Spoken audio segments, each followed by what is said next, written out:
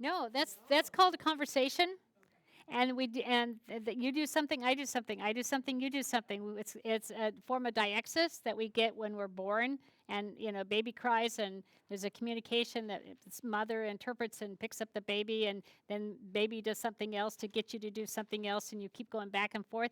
That's the scaffolding we're talking about. In fact, the term scaffold actually came from looking at mothers talking to babies and infants that were developing really good language. Okay, so I do something, you do something, you do something, I assign meaning to what you do.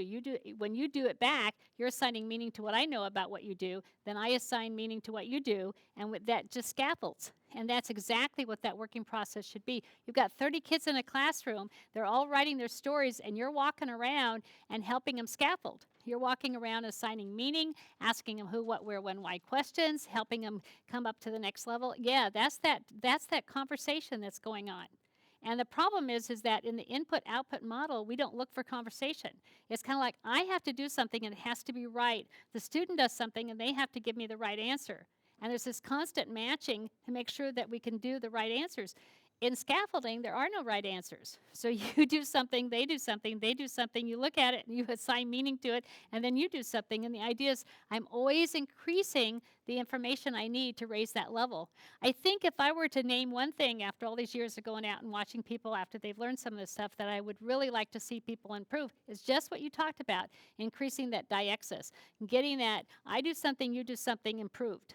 Because we get stuck in this education paradigm of teaching to the point where I do something and you have to do a whole bunch of these to make sure that I've done what I've done correctly. And it doesn't work that way. The kid writes something about the pitchfork, and you say, well, that's not really the pitchfork, that's a rake. Let me show you what the difference is and how they look. Say, am I telling the kid that he's wrong or bad? Or no, I'm giving him information. And kids do fine with semantic corrections that way. The literature shows they do really, really well. Well, the brain shows in humans, even adults, that we do really well with semantic corrections. So the idea is that you're doing the process, and that's exactly what you want to do. And it's messy, it's not clean, it's not a program, it's not input, output. It's a process based upon what you know that you need to do to assign meaning to what they need to do to think at a higher level.